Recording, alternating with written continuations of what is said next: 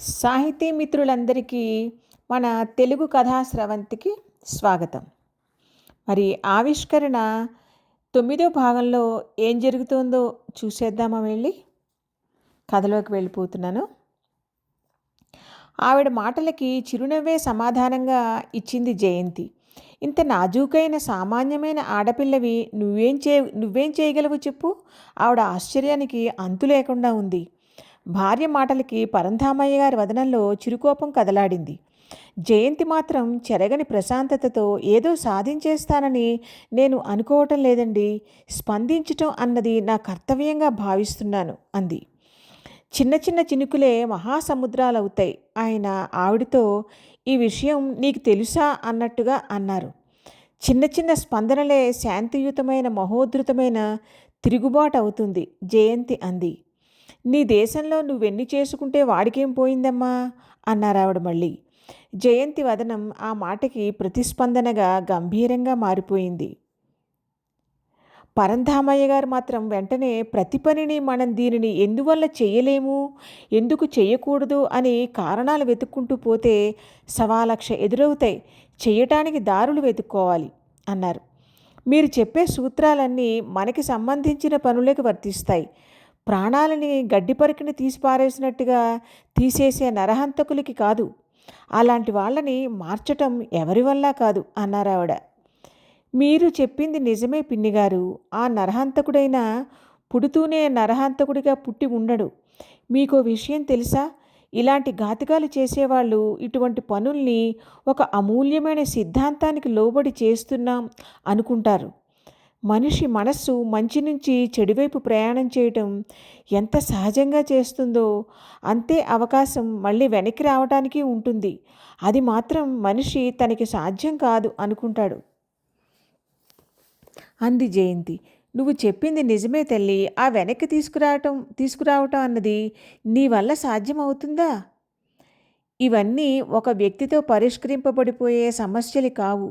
ఒక్క క్షణం సేపైనా ఆ మనిషిని ఆలోచించేలా చేయగలిగితే నా ప్రయత్నం ఫలించినట్టే. ప్రతివారికి ఏదో చేయాలని ఉంది, కానీ అందులో స్పష్టత లేక ఎవరి మటుకు వాళ్లే నిశ్శబ్దంగా ఉండిపోతున్నారు.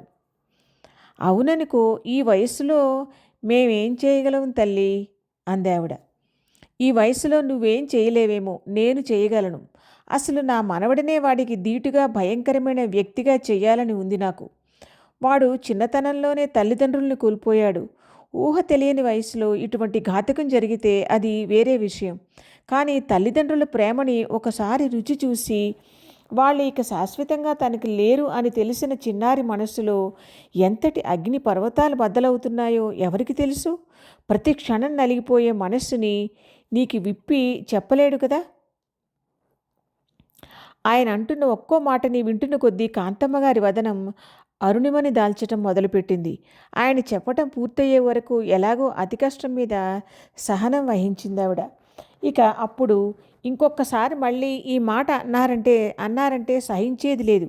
వాడి మనస్సులో ఎంతటి బాధ ఉన్నా సరే, వాడు అందరిలా మంచి చదువులు చదువుకొని మంచి ఉద్యోగం చేస్తూ పిల్లా పాపలతో కళకళలాడుతూ జీవించాలి. నా ఈ సంకల్పానికి తిరుగులేదు.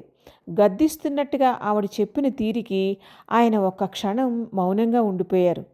తర్వాత లోగొంతుకుతో అన్నారు, నువ్వు చెప్పినట్టుగా అన్నీ అవుతాయి, అదేం గొప్ప విషయం కాదు అంటూ ఆయన ఇంకా ఏదో చెప్పబోయేంతలో ఆయన మాటకి అడ్డుపడుతూ అన్నారు కాంతమ్మగారు. నాకదే గొప్ప విషయం. వాడు సుఖంగా ఉంటే చాలు. వాడు సుఖంగా ఉంటాడని నువ్వు అనుకుంటున్నావు. వాడి మనసులో వ్యధని చల్లార్చేది ఎవరు? పరంధామయ్య గారి ప్రశ్న. మనస్సులో వ్యధ ఉంటే ఉండనివ్వండి. ఈ జన్మకింతే. వాడి అదృష్టం అంతే. అక్కర్లేని మాటలు ఏవైనా మాట్లాడితే ఊరుకునేది లేదు. ఈ హెచ్చరిక నీకు కూడా అమ్మాయి అన్నట్టుగా ఆవిడ కోపంగా జయంతి వంక చూశారు. ఆ అమ్మాయిని ఏమీ అనకు. ఆ అమ్మాయి వచ్చింది ఒక శాంతి దూతగా మాత్రమే అన్నారాయన. ఆ ఇంట్లో ఆ ఇద్దరి మధ్య అటువంటి సంభాషణ నడుస్తోంది అంటే ఆ ఇంట్లో అంతర్లీనంగా ఎంతటి అశాంతి నెలకొని ఉందో జయంతికి అర్థమైంది. మీరందరూ ఎలా ఉన్నారో తెలుసుకుందామని వచ్చానంతే.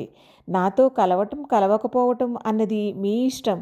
ఆ విషయం గురించి మీరు ఆందోళన చెందవద్దు కాంతమ్మగారికి భరోసా ఇస్తున్నట్టుగా అంది జయంతి. ఆవిడ మళ్ళీ నొచ్చుకుంటున్నట్టుగా అన్నారు. ఏమీ అనుకోకు తల్లి, ఇంత పెద్ద మనసు చేసుకుని మా బాధ గురించి పట్టించుకునేందుకే వచ్చావు. అదే దొడ్డ మనసు. నువ్వు ఫోన్ చేసి వస్తున్నానని చెప్పినప్పుడే ఆయన ఎంతగా ఆనందపడిపోయారో చెప్పలేను. నాకు తెలుసు, మనసులోని బాధని ఇంకొకరితోనే పంచుకోవచ్చునన్న ఆనందం ఆయనది. కలిసి ఏదో చేయగలమన్న ఆరాటం. అహింసా పద్ధతిలో నా మనవడి ప్రమేయం లేకుండా మీరేం చేసుకున్నా నాకు పర్వాలేదమ్మాయి. చిన్నపిల్లాడి మనసులోకి ఏ వ్యతిరేక ఆలోచన వచ్చినా తుడిచేయటం కష్టం, అది నా భయం అన్నారావిడ. ముళ్ళుని ముళ్ళుతోనే తీయాలన్నట్లు బాధని బాధతోనే జయించాలి, పరంధామయ్య గారు అన్నారు. ఈ మాట ఏదో కొత్తగా ఉంది కానీ, ఈ వాదనలకేం గాని మనం మళ్ళీ ఓ మంచి కాఫీ తాగుదాం అంటూ కాంతమ్మ గారు వంటింటి వైపు వెళ్ళారు. అప్పుడు పరంధామయ్య గారు అన్నారు, చెప్పమ్మా, ఏం చేయాలనుకుంటున్నావు? ఏదో నా భార్యతో అలా వాదిస్తాను కానీ కావాలని నాది అదే అభిప్రాయం. ఈ విషయంలో మనం ఏం చేయగలమన్న దాని గురించి అన్నారాయన. బాబయ్య గారు ఎంత కఠినమైన మనస్సైనా ఎక్కడో ఒక చిన్న విషయానికి కదిలిపోయే అవకాశం ఉంటుందని నా అభిప్రాయం. వీళ్ళందరికీ నాయకుడైన వాడికి మన ఆక్రోశం అసలైన రూపంలో చేరాలి. ఆ వ్యక్తి గురించి మన మనసులో ఎటువంటి భావం ఉందో మన ద్వారా తెలియాలి. అతగాడికి తెలియదని కాదు, కానీ మన ద్వారా దానిని వినటం అన్నదాని ప్రభావం వేరుగా ఉంటుంది అంది జయంతి. పరాయి దేశంలో రహస్య స్థావరంలో ఉండే వ్యక్తికి మన హృదయ స్పందనని వినిపించటం అంటే మాటలా తల్లి? ఆయన గొంతులో కూడా రవ్వంత నిరుత్సాహం తొంగి చూసింది. అందుకు మార్గం ఆలోచిస్తాను బాబాయ్ గారు. అన్నీ ఒక రూపు దిద్దుకున్నాక మీకు చెబుతాను. నా ప్రయత్నంలో మీకు వీలైనంత వరకు భాగం పంచుకోండి. మీలాంటి పెద్దలు ఇంట్లోంచి కదలి రాకపోయినా పర్వాలేదు. మాలాంటి చిన్నవాళ్లలో ఉత్సాహాన్ని నింపే మాటలు చెబితే చాలు, జయంతి అంది. తప్పకుండా తల్లి. చిత్రంగా నీతో మాట్లాడాక ఎన్నాళ్ళ నుంచో గుండెల్ని పిండేస్తున్న బాధకి కాస్తంత ఉపశమనం లభించినట్లయింది. ఏదైనా చేయగలమనుకుంటేనే మనస్సు ఇంతగా సేద తీరినట్టుగా ఉంది. నిజంగా చేయగలిగితే మన వాళ్ళకి న్యాయం చేయగలిగామన్న తృప్తైనా మిగులుతుందేమో. అవును బాబాయ్ గారు, రక్తం స్రవించేది శరీరంలోంచే అయినా మనస్సుకి బాధ కలుగుతుంది. కనీసం మనస్సునైనా ఊరడించగలిగితే ప్రయత్నించి చూద్దాం. సూర్యకాంతమ్మ గారు ఇచ్చిన కాఫీ తాగి బయలుదేరింది జయంతి. దృశ్యం మారింది. మనోహర్ ప్రతిక్షణం జరుగుతున్న విషయాలని జయంతిని అడిగి తెలుసుకుంటూనే ఉన్నాడు. ఆమె అనుకున్న పని సంతృప్తికరంగా నెరవేరాలని మనసారా కోరుకుంటున్నాడు. ఇంకో 2 రోజులాగి తేజస్విని దగ్గరికి బయలుదేరింది జయంతి. భానుమతి నేను కూడా నీతో వస్తానంది. ఊర్లో అయితే పర్వాలేదు కానీ వేరే ఊర్లో అయితే కష్టం అని ఆవిడ దిగులు పడటం చూసి జయంతి తనలో తనే నవ్వుకుంది. తను చేద్దామనుకుంటున్న అసలు పనుల గురించి తెలిస్తే అత్తగారు ఇక నువ్వు గుమ్మం దాటి వెళ్ళటానికి వీల్లేదంటూ ప్రేమతో శాసిస్తారేమో.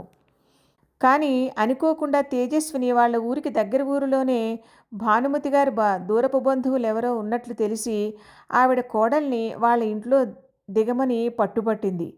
నువ్వంటే వాళ్ళకెంతో గౌరవం తల్లి, నెత్తిమీద పెట్టుకుని చూసుకుంటారు నిన్ను.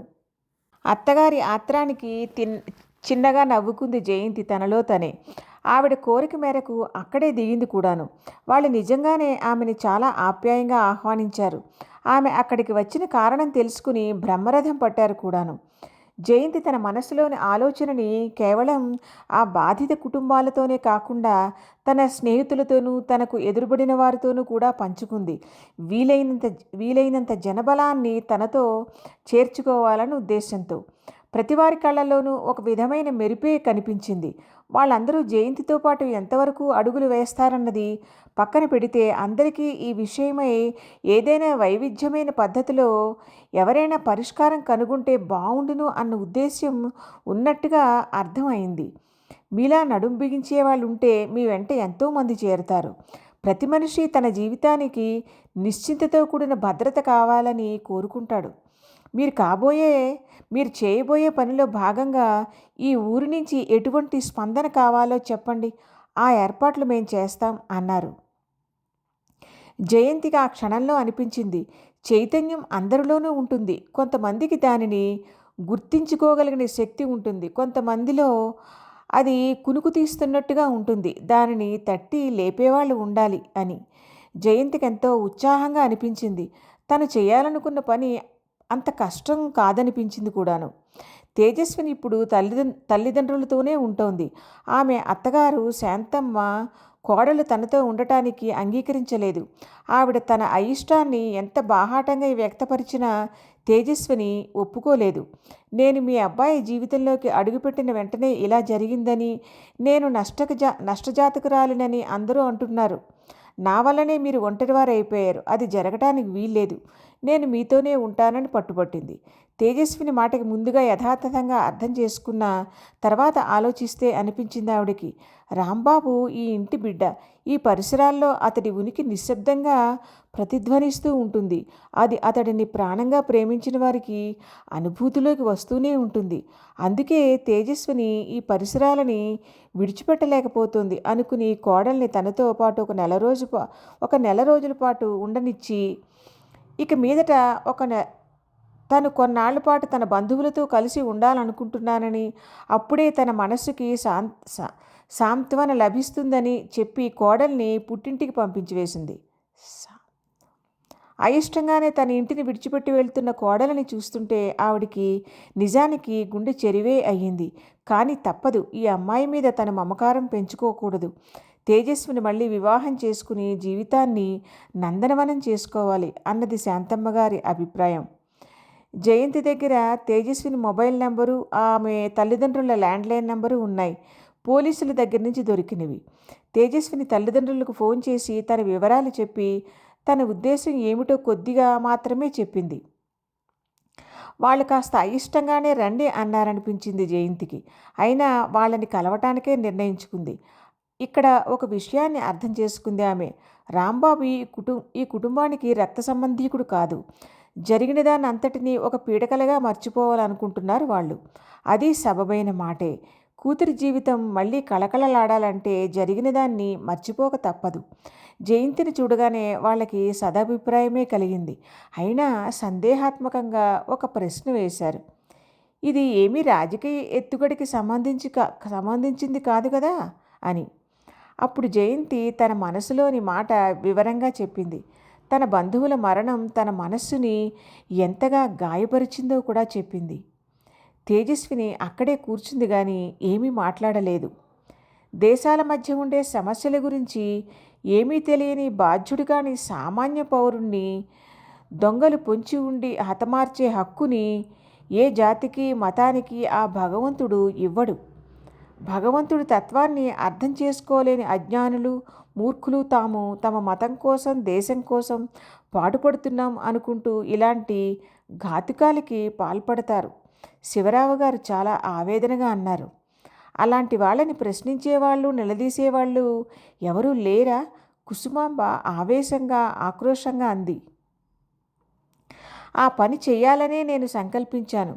ఈ దేశంలోని ప్రతి పౌరుడి భావావేశపు వెల్లువ ఆ దుర్మార్గుడి అంతరంగాన్ని చేరి అతలాకుతలం చేయాలి. ఎంతటి వాడైనా ఎదురుగా నిలిచిన మనిషి చీత్కరిస్తుంటే భరించలేడు. అది మనిషి బలహీనత. పొగడ్తకి పొంగిపోవటం, చీత్కారానికి కుంగిపోవటం మానవ నైజం. రాయిలాంటి మనసున్న ఈ దుర్మార్గులని కదిలించటానికి కొంచెం ఎక్కువ సమయం పడుతుందంతే. జయంతి ఇచ్చిన సమాధానం అప్రయత్నంగానే శివరావు, కుసుమాంబలని సాంత్వనపరిచింది. వాడి కోరికలో, ఆలోచనలో నిజాయితీ అంటూ ఉంటే ఎదురుపడి పోరాడే ధైర్యం ఉంటుంది. అది లేకనే దొంగచాటుగా దెబ్బతీయాలని చూస్తున్నాడు. ఈ దేశంలో ఆ అకృత్యాల పట్ల ప్రతి మనిషి మనసు రగిలిపోతూనే ఉంది. ఏదో చేయాలన్న ఆవేశం ప్రతి మనిషిని కుదిపేస్తూనే ఉంది. ఆ దుర్మార్గుల్ని శిక్షించే హక్కు మనకి లేదు. అది మన ప్రభుత్వం చేస్తుంది. చట్టాన్ని మన చేతుల్లోకి తీసుకోకూడదు. ఆ దుర్మార్గుడు మనస్సుని అల్లకల్లోలం చేయగల హక్కు మనకి ఉంది. ఆలోచింప చేయగల హక్కు మనకి ఉంది. జయంతి చెబుతున్న మాటలు కుసుమాంబకి, శివరావు గారికి ఆమె పట్ల సదభిప్రాయాన్ని క్షణక్షణానికి పెంచుతూ వచ్చాయి. చూడమ్మా జయంతి, స్త్రీ పునర్వివాహం అనేసరికి మన దేశంలో స్త్రీ పరిస్థితి ఎలా ఉంటుందో ఇంత చక్కగా ఆలోచించగల నీకు వేరే చెప్పనక్కరలేదు. మాది మధ్యతరగతి కుటుంబం. మా స్తోమతకి తగ్గట్టుగా ఖర్చు పెట్టి అమ్మాయి పెళ్లి చేశాం. మంచి అల్లుడు దొరికాడని ఎంతో సంబరపడ్డాం. కానీ ఆ ఆనందాన్ని ఇంతలోనే తుంచేశాడు ఆ భగవంతుడు. పొంగుకొస్తున్న దుఃఖాన్ని ఆపుకుంటూ చెప్పారు వాళ్ళు. ప్రతి సమస్యకి పరిష్కారం ఉంటుంది. మళ్ళీ మీ అమ్మాయి జీవితం ఆనందమయం అవుతుంది అంది జయంతి. క్షమించమ్మా, నువ్వు చేయబోయే మహత్కార్యంలో నా కూతురు ఎటువంటి పాలు పంచుకోలేదు అని కూడా చెప్పారు. ఈ దారుణ మారణకాండ గురించిన మీ ఆవేదనకి స్పందించాలని వచ్చానంతే. మీ అమ్మాయి తరఫున నేను పోరాటం చేస్తాను. జయంతి ఒక విధమైన ఉద్విగ్నతతో అంది. ఏదో చేయాలని నీ సంకల్పం మండుతున్న మా హృదయాల మీద పన్నీరుని చిలకరిస్తున్నట్టుగా ఉంది. కానీ ఈ విషయం గురించి పూర్తిగా మర్చిపోవటం ఒకటే మాకు ప్రస్తుత పరిష్కార మార్గంగా తోస్తోంది అన్నారు వాళ్ళు. జయంతి ఇంక వెళ్లేందుకు లేస్తుంటే తేజస్విని తీసుకువచ్చి పరిచయం చేశారు ఆ దంపతులు. మౌనముద్ర దాల్చిన పైకి ఉవ్వెత్తున లేచి అక్కడే శిలగా మారిపోయిన కెరటంలా ఉందామె. ఆమె చేతిని తన చేతిలోకి తీసుకుని మంద్రస్వరాన అంది జయంతి.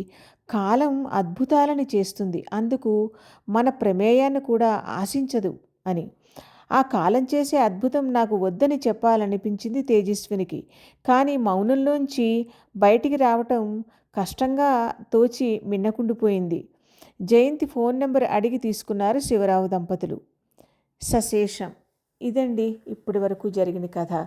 మరి మీకేమనిపించిందో కామెంట్స్లో చెప్తే నాకు చాలా ఆనందం.